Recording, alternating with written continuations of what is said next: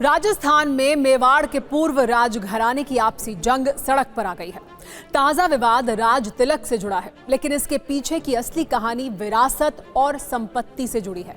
एक तरफ है खुद को मेवाड़ राज परिवार का असली वारिस बताने वाले विश्वराज सिंह, तो दूसरी तरफ है उनके चाचा अरविंद सिंह और चचेरे भाई लक्ष्यराज सिंह, जो खुद को वसीयत के मुताबिक असली उत्तराधिकारी बता रहे हैं।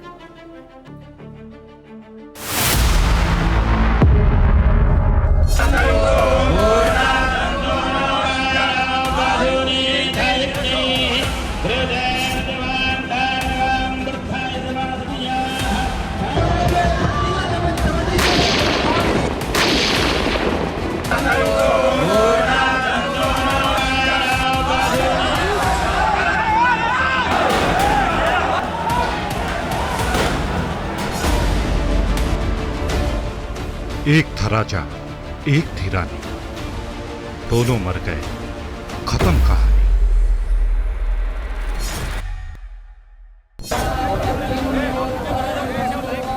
लेकिन राजस्थान में मेवाड़ के पूर्व राजघराने के एक राजा के निधन क्या हुआ, कहानी खत्म नहीं बल्कि शुरू हो गई।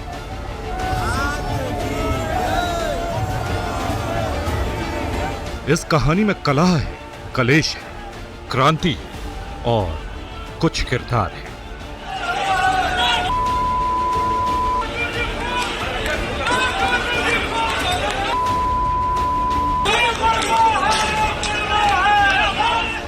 इनमें दो सबसे बड़े नाम हैं, एक विश्वराज सिंह मेवाड़ और दूसरे लक्ष्यराज सिंह मेवाड़। दोनों की अपनी अपनी दावेदारी और दमदारी है। दोनों रिश्ते में चचेरे भाई हैं। दोनों की क्रांति का केंद्र है उदयपुर का सिटी पैलेस, जो कभी राजमहल था और आज हिंदुस्तान में अमीरों की शादी का शाही ठिकाना। लेकिन सोमवार की शाम से यह राजमहल पुलिस के पहरे में है, किसी किले की तरह। ऐसा हुआ क्यों, इसे समझने के लिए आप ये नजारा देखिए। यह विश्वराज सिंह मेवाड़ है, जिनका 25 नवंबर को चित्तौड़गढ़ किले के फतह प्रकाश महल में राज तिलक हुआ।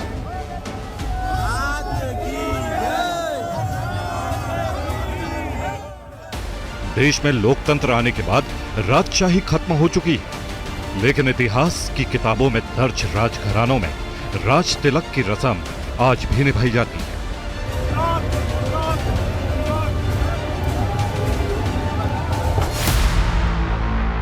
ऐसे में मेवाड़ के पूर्व राजघराने के महेंद्र सिंह का इसी महीने निधन हुआ। तो राजसी रवायत के मुताबिक उनके बेटे विश्वराज सिंह को गद्दी सौंपने की परंपरा निभाई गई। इस दौरान खून से उनका तिलक किया गया।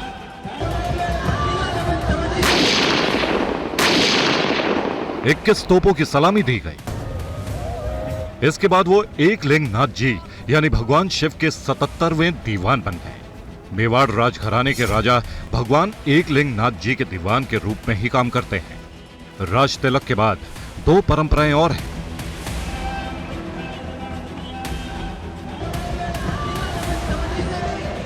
पहली धूणी दर्शन, दूसरी एकलिंग जी दर्शन। सिटी पैलेस उदयपुर के अंदर ही धूणी माता का मंदिर है। कहा जाता है कि मेवाड़ राजघराने की कुलदेवी है, जहां किसी शुभ काम के मौके पर जाना अनिवार्य माना जाता है। ऐसे में विश्वराज सिंह भी राज तिलक के बाद धूणी दर्शन के लिए सिटी पैलेस पहुंचे, जिसके दरवाजे उनके चाचा अरविंद सिंह के आदेश पर पहले से बंद थे। अरविंद सिंह ने इसके लिए बाकायदा अखबारों में इश्तिहार भी छपवाए थे।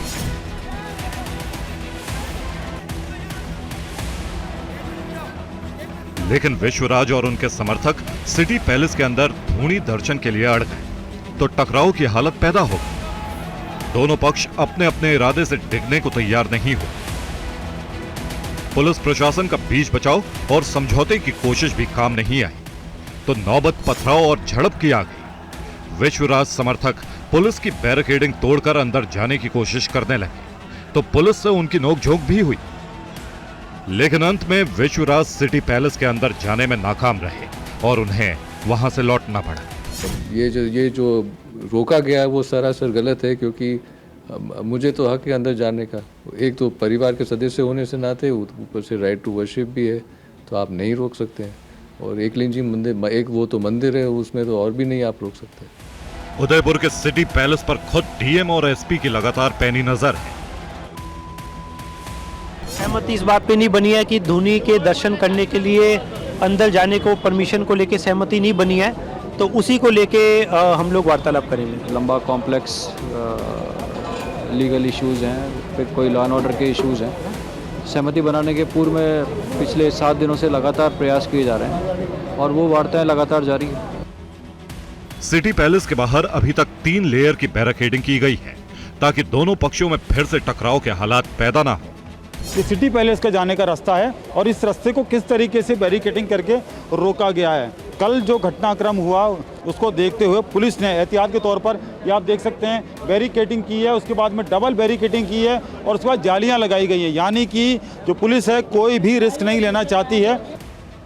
मेवाड़ राजघराने में राज तिलक का विवाद तो नया है, लेकिन भाइयों के बीच संपत्ति विवाद दशकों पुराना है। विश्वराज के चचेरे भाई लक्ष्य राज सिंह और उनके पिता अरविंद सिंह खुद को मेवाड़ राजघराने का असली वारिस बताते हैं। उनके दावे का सच और सबूत आपको थोड़ी देर में दिखाएंगे। अभी आप अरविंद और लक्ष्य राज की तरफ से जारी वो आम सूचना देखिए जिसके जरिए विश्वराज के राज तिलक को न सिर्फ गैर कानूनी बताया गया, बल्कि उनके धोनी दर्शन और एकलिंग नाथ जी के दर्शन पर भी रोक लगा दी।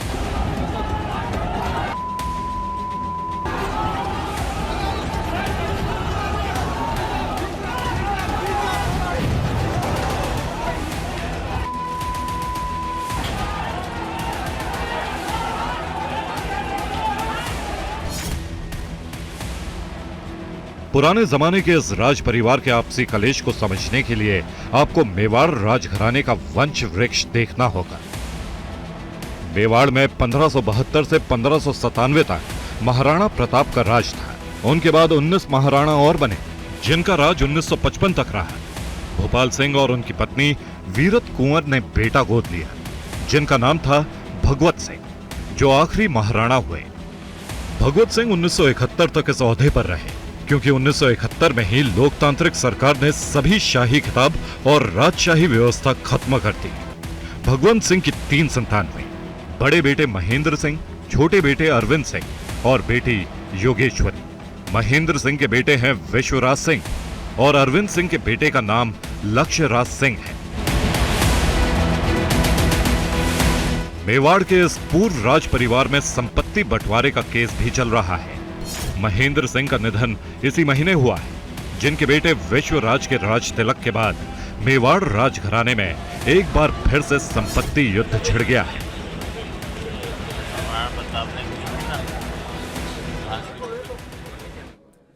राजसी परंपराओं के अनुसार राजा के बड़े बेटे को ही राजगद्दी मिलती थी, लेकिन मेवाड़ के अंतिम महाराणा भगवत सिंह ने बड़े बेटे महेंद्र सिंह के बजाय छोटे बेटे अरविंद सिंह को उत्तराधिकारी बनाया। ऐसा क्यों हुआ, अब इसकी कहानी भी देखिए। रजवाड़े के बंटवारे में एक और जंग छिड़ी है। कलयुग की महाभारत का मैदान कुरुक्षेत्र नहीं बल्कि मेवाड़ की जमीन है।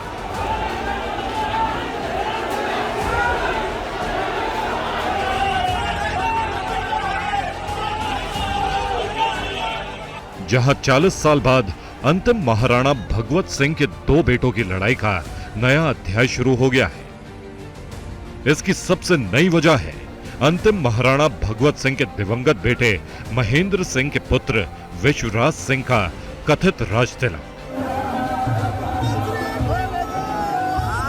जिसे लक्ष्य राज सिंह गलत बता रहे हैं। लक्ष्य राज और उनके पिता अरविंद सिंह के मुताबिक मेवाड़ के अंतिम महाराणा भगवत सिंह ने अपने बड़े बेटे महेंद्र सिंह को संपत्ति से बेदखल कर दिया था।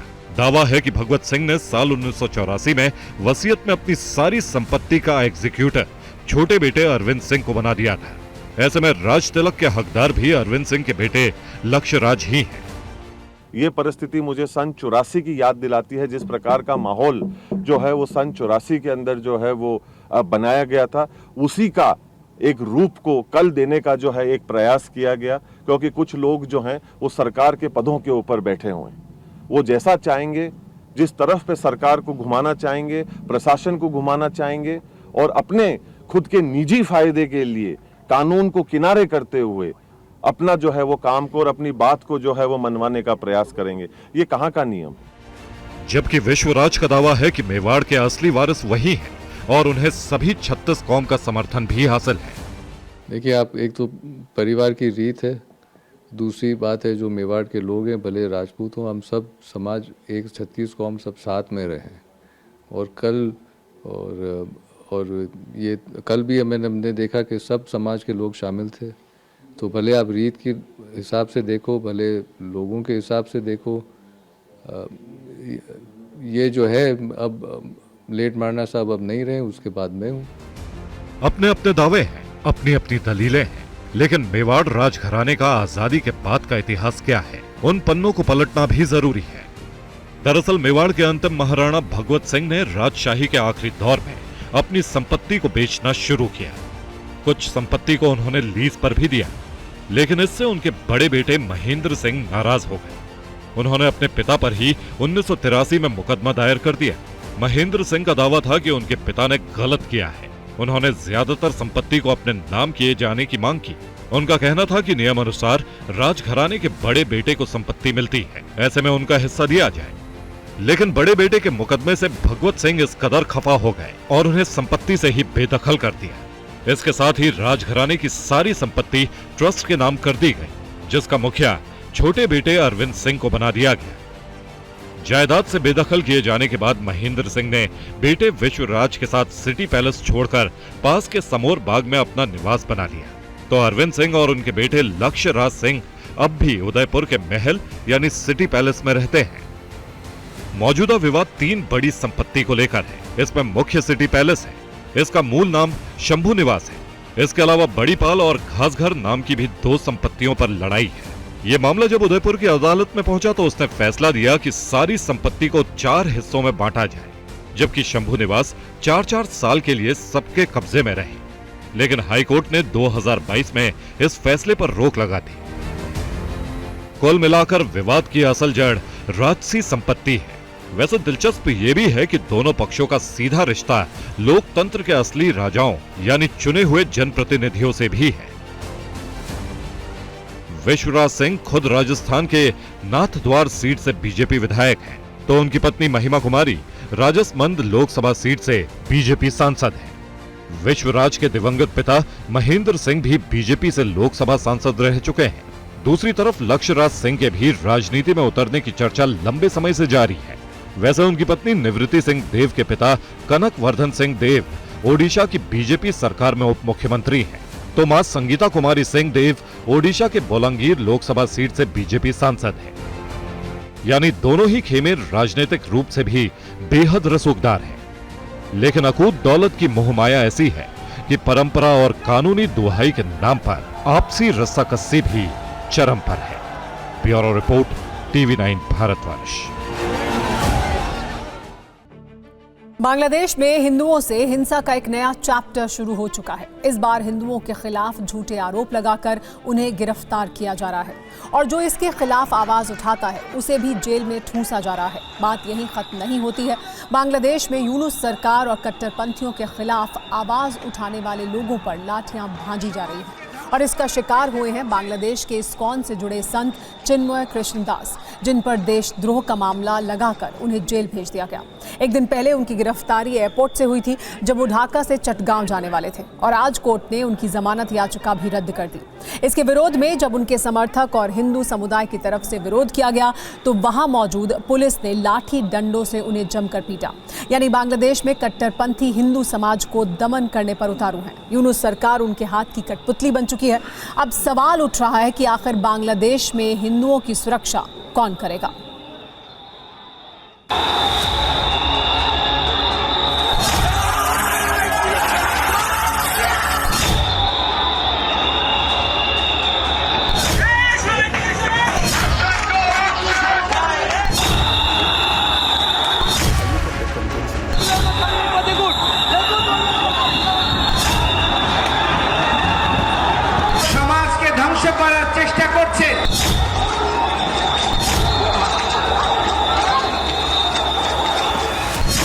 हिंदुओं पर अत्याचार, पहला वीडियो।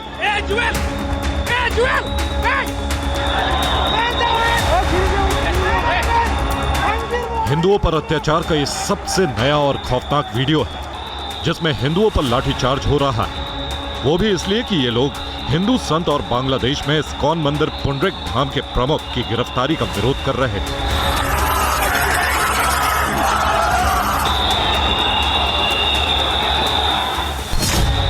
हिंदुओं पर अत्याचार, दूसरा वीडियो। बांग्लादेश में अल्पसंख्यकों की स्थिति कितनी दयनीय हो गई है, वो ये वीडियो बता रहा है। शांतिपूर्ण प्रदर्शन के दौरान भी यूनुस सरकार की पुलिस ऐसे बर्ताव कर रही थी जैसे ये कोई दंगाई हो। हजारों लोगों को बेरहमी से पीटा गया और यूनुस सरकार खामोश रही। हिंदुओं पर अत्याचार, तीसरा वीडियो। इस वीडियो में देखिए कैसे हिंदू प्रदर्शनकारियों को कोर्ट परिसर में पुलिस ने घेर लिया और फिर उन्हें बेरहमी से पीटा।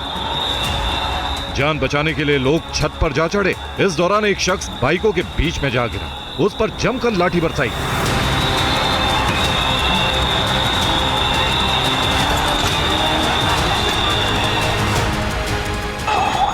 हिंदुओं पर अत्याचार, चौथा वीडियो।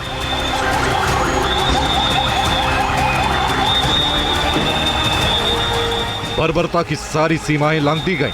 कट्टरपंथियों की कठपुतली पुलिस ने कोर्ट का रास्ता गाड़ियों से ब्लॉक कर दिया, जिससे लोग बाहर न भाग जाएं। इस दौरान लोगों को गिरा गिरा कर लाठियां भाजी गई।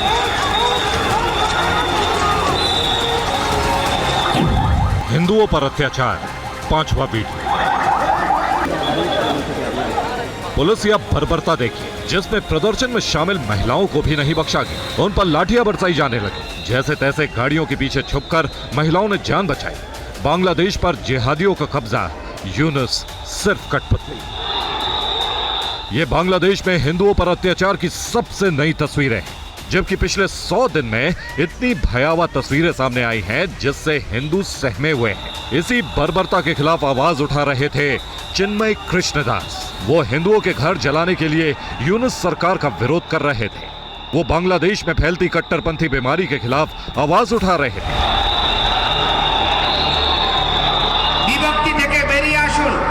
उन्होंने हिंदुओं की सुरक्षा के लिए आंदोलन शुरू कर दिया था, जिसकी कीमत उन्हें चुकानी पड़ी। एक दिन पहले एयरपोर्ट पर उन्हें गिरफ्तार किया गया और आज जब कोर्ट में उन्हें पेश किया गया तो उनकी जमानत याचिका रद्द कर दी गई।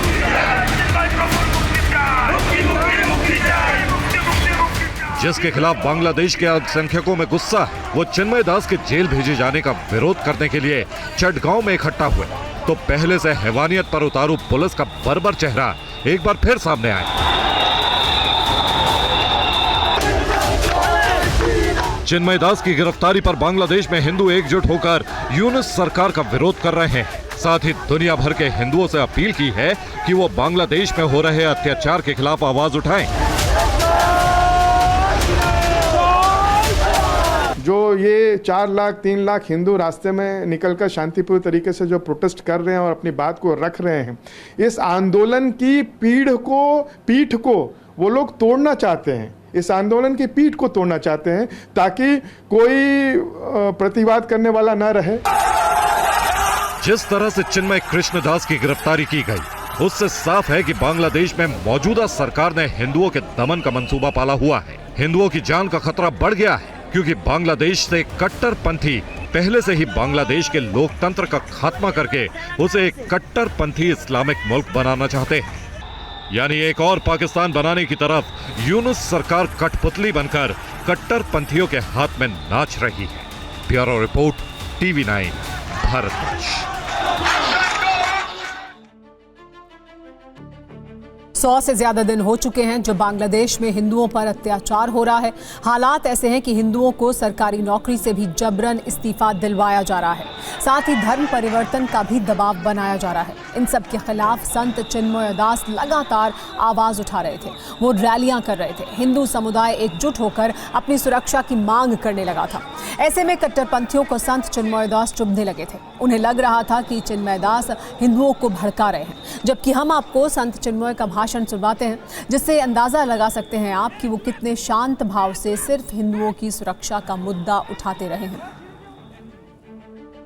इसी आवाज को दबाने की तैयारी बांग्लादेश में कट्टरपंथी और यूनुस सरकार मिलकर कर रहे हैं। ये चिन्मय कृष्णदास के भाषण का एक पुराना वीडियो है जिसमें वो हिंदुओं से हो रही बर्बरता के खिलाफ आवाज उठाने के लिए कह रहे हैं, हिंदुओं को एकजुट होने के लिए कह रहे हैं। उन्होंने कहीं भी हिंसा का जिक्र नहीं किया, लेकिन चिन्मय कृष्णदास से यूनुस सरकार इतनी घबरा गई कि उन्हें गिरफ्तार कर लिया और गिरफ्तारी का तरीका भी अजीबोगरीब था।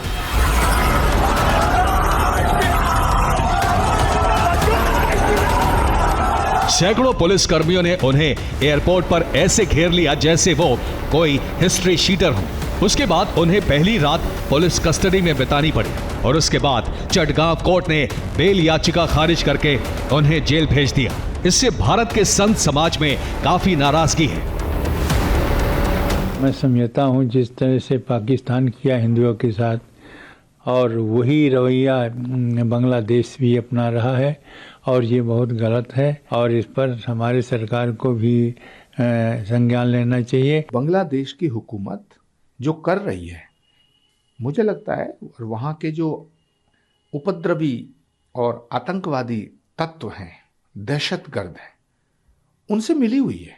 मुस्लिम कंट्रीज से भी मैं अपील करना चाहता हूँ कि बांग्लादेश की हुकूमत से बात करें। इस्लाम के नाम पर जो बदनुमा दाग लगाया जा रहा है, ये गलत है। हिंदुओं के दमन में सरकार इन्वॉल्व है, और अगर सरकार इन्वॉल्व है तो सुरक्षा कौन करेगा?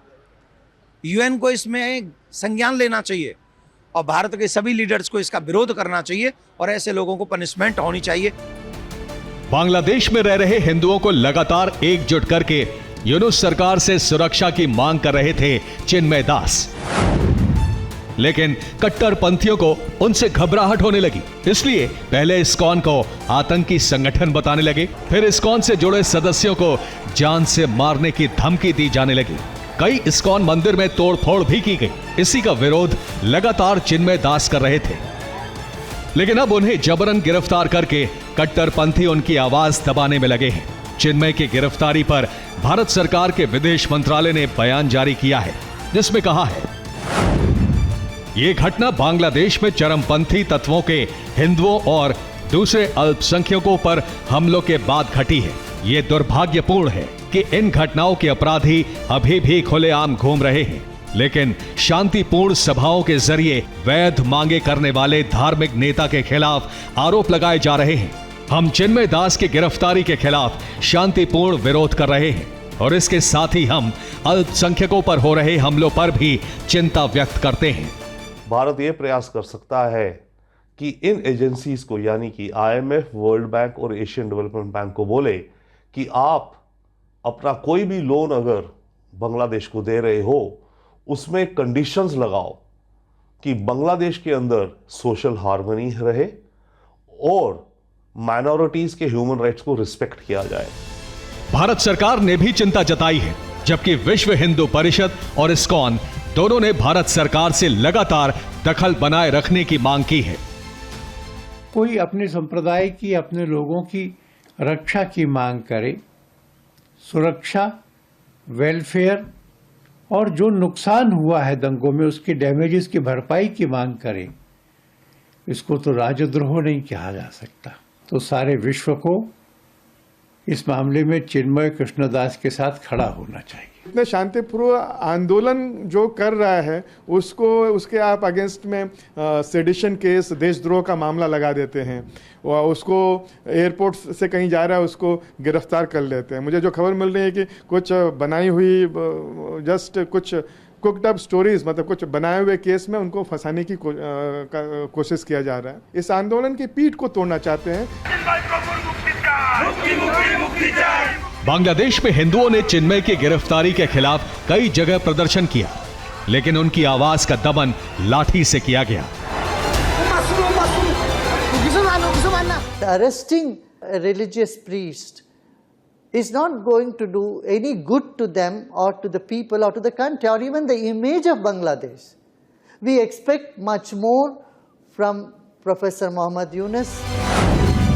दरअसल चिन्मय दास तभी से कट्टरपंथियों की आंख के किरकिरी बने हुए थे जब से उन्होंने 25 अक्टूबर को चटगांव के लाल दीघी मैदान में रैली की थी।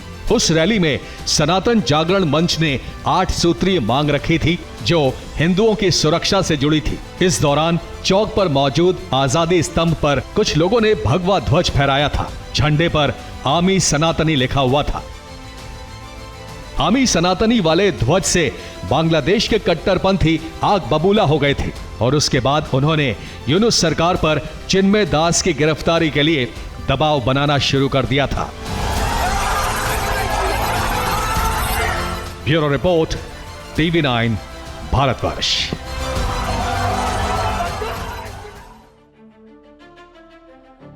चिन्मय कृष्णदास की जमानत याचिका खारिज करते हुए कोर्ट ने उन्हें जेल भेज दिया गया। उन्हें आज दोपहर चटगांव कोर्ट में पेश किया गया था। इससे पहले चटगांव के थाने में उनके खिलाफ देशद्रोह का मामला दर्ज किया गया। 38 साल के चिन्मय दास के खिलाफ बांग्लादेश दंड संहिता की धारा 120B, 124A, 153A, 109 और 34 के तहत देशद्रोह का मामला दर्ज किया गया था। आज पेशी के दौरान मेट्रोपॉलिटन मजिस्ट्रेट काजी शरीफुल इस्लाम ने उनकी जमानत याचिका रद्द करते हुए उन्हें जेल भेज दिया। चिन्मय दास की गिरफ्तारी के बाद राजधानी ढाका समेत बांग्लादेश के कई शहरों में हिंदू समुदाय की तरफ से विरोध प्रदर्शन किया गया, जबकि चिन्मय दास के वकील और इस्कॉन समिति की तरफ से दावा किया गया है कि चिन्मय पर लगे आरोप आधारहीन हैं। उन्हें साजिशन गिरफ्तार किया गया है। चिन्मय दास ने बांग्लादेश सम्मिलित सनातन जागरण जोत नाम का संगठन बनाया था। इसी के जरिए हिंदुओं को एकजुट वो कर रहे थे। चिन्मय दास इस्कॉन चटगांव के पुंडरीक धाम के अध्यक्ष भी हैं। बांग्लादेश के 8 शहरों में इस्कॉन के 50 से ज्यादा मंदिर और केंद्र हैं। चिन्मय दास बांग्लादेश में चटगांव के रहने वाले हैं। वो एक आश्रम भी चलाते हैं और हिंदू बच्चों को शिक्षा और अन्य सामाजिक सेवा के काम से भी जुड़े हुए हैं। 5 अगस्त यानी शेख हसीना की सरकार गिरने के बाद चिन्मय कृष्णदास चर्चा में आए थे। चिन्मय दास अगस्त से बांग्लादेश में हिंदुओं के अधिकार और उन पर हो रहे अत्याचार के खिलाफ रैलियां कर रहे थे, जिसमें हजारों की संख्या में लोग इकट्ठा हुए थे। तभी से वो कट्टरपंथियों के टारगेट पर आ गए थे। पर अब बात भारत के पावर पंच की। 2036 में ओलंपिक खेलों की मेजबानी भारत कर सकता है। भारत ने ओलंपिक और पैरालंपिक खेलों की मेजबानी के लिए इंटरनेशनल ओलंपिक कमेटी को प्रस्ताव भेजा है। भारतीय ओलंपिक संघ ने IOC से भारत में ओलंपिक खेलों के आयोजन कराने की अपील की है। देखिए ये रिपोर्ट। हिंदुस्तान का सपना है कि 2036 में जो ओलंपिक होगा वो मेरे हिंदुस्तान की धरती पर हो। उभरते भारत ने पिछले 10 सालों में हर क्षेत्र में विकास और उपलब्धियों की नई ऊंचाइयों को छुआ है। खेल की दुनिया में भी भारत ने अपना दम दिखाया है। यही वजह है कि भारत आने वाले समय में ओलंपिक खेलों की मेजबानी के लिए भी तैयार है। भारत ने 2036 में ओलंपिक और पैरा ओलंपिक खेलों की मेजबानी के लिए प्रस्ताव भेजा है।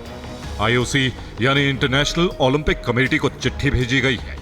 खेल मंत्रालय के मुताबिक भारतीय ओलंपिक संघ ने 1 अक्टूबर 2023 को IOC को इस संबंध में एक चिट्ठी भेजी थी। भारतीय ओलंपिक संघ ने IOC से भारत में ओलंपिक खेलों के आयोजन की अनुमति मांगी है। ओलंपिक के लिए मेजबानी के लिए बोली लगाने की जिम्मेदारी भारतीय ओलंपिक संघ की है और यही संस्था अंतर्राष्ट्रीय ओलंपिक समिति से संपर्क करती है। आपको बता दें कि वर्ल्ड एथलेटिक्स के अध्यक्ष सेबेस्टियन को ने भी उम्मीद जताई है कि भविष्य में भारत ओलंपिक खेलों की मेजबानी करने की हालत में होगा। आपको याद दिला दें कि पिछले साल नवंबर में हुए 141वें अंतर्राष्ट्रीय ओलंपिक समिति सत्र के दौरान प्रधानमंत्री नरेंद्र मोदी ने घोषणा की थी कि भारत साल 2036 के ओलंपिक खेलों के सफल आयोजन के लिए कोई कसर नहीं छोड़ेगा। साल 2036 में भारत में ओलंपिक्स का सफल आयोजन हो, इसके लिए भारत अपने प्रयासों में कोई कमी नहीं रखेगा। अगर साल 2036 में भारत को ओलंपिक खेलों के आयोजन की मेजबानी मिलती है तो यह भारतीय खेलों के लिए एक ऐतिहासिक अवसर होगा। यह कदम देश की युवा पीढ़ी का खेलों के प्रति उत्साह भी बढ़ाएगा। यही है भारत का पावर पंच। फिक्र आपकी, परवाह देश की। Bureau report, TV9 Bharatvarsh.